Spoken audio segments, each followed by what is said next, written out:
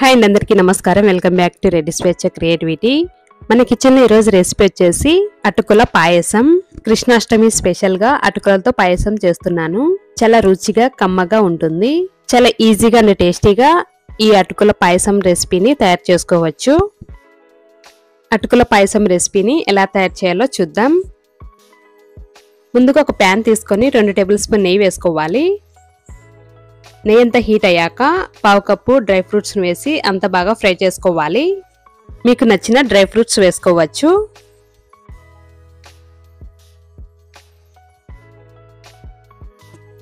ఇలా golden colour వచ్చేంత వరకు ఫ్రై చేసుకున్న తర్వాత ఒక బౌల్లోకి తీసుకోవాలి.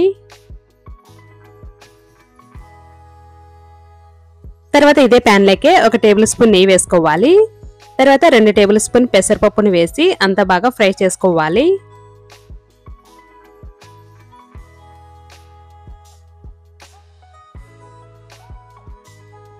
ఇలా కొద్దిగా వేగిన తర్వాత 1 కప్పు అటుకులు వేసుకోవాలి.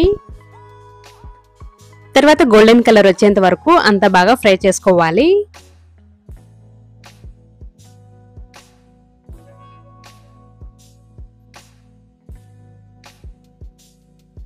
ఇలా గోల్డెన్ కలర్ వచ్చాక వీటిని తీసి ఒక ప్లేట్లోకి తీసుకోవాలి.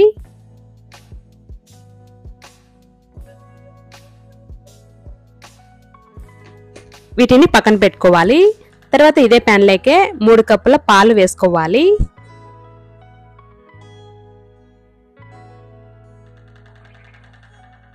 తర్వాత 1 కప్పు వాటర్ వేసుకోవాలి. మీరు కావాలంటే 4 కప్పుల పాలు వేసుకోవచ్చు. తర్వాత మీడియం ఫ్లేమ్ పెట్టి పొంగు వచ్చేంత వరకు కాంచాలి. ఈ పాలు పొంగు వచ్చే లోపు వేరొక బర్నర్ పైన ఒక బౌల్ తీసుకొని మనం ఏ కప్పుతో అయితే అటుకులు తీసుకున్నామో అదే కప్పుతో 1 కప్పు బెల్లం తురుము వేసుకోవాలి. తర్వాత పావు కప్పు నీళ్లను వేసుకోవాలి. తర్వాత లో ఫ్లేమ్ పెట్టి కరిగించాలి. బెల్లం కరిగించుకుంటే సరిపోతుంది, పాకం రావాల్సిన అవసరం లేదు.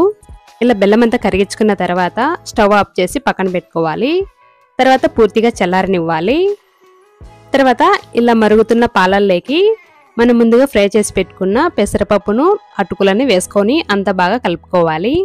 లో ఫ్లేమ్ పెట్టి పెసరపప్పును అటుకులను పూర్తిగా ఉడికేంత వరకు ఉడికించాలి. మధ్య మధ్యలో కలుపుకుంటూ అంత బాగా ఉడికించాలి, లేదంటే పాలు మీగడ కట్టేస్తాయి.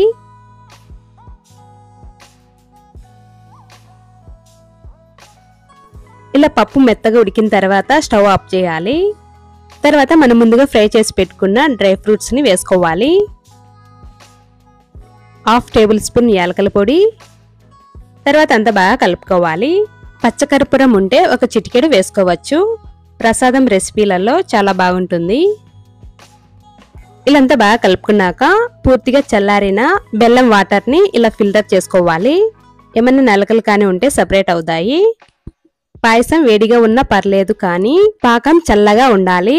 బెల్లం పాయసం చేస్తున్నాం కాబట్టి పాలల్లో వేసినప్పుడు విరగకుండా ఉంటుంది. తర్వాత అంత బాగా కలుపుకోవాలి. కన్సిస్టెన్సీ ఈ విధంగా ఉండాలి. మీకు ఇంకొంచెం పల్చగా ఉండాలంటే 1 కప్పు వరకు కాచి చల్లార్చిన పాలను వేసుకోవచ్చు. తర్వాత ఈ పాయసంని ఒక బౌల్లోకి తీసుకోవాలి.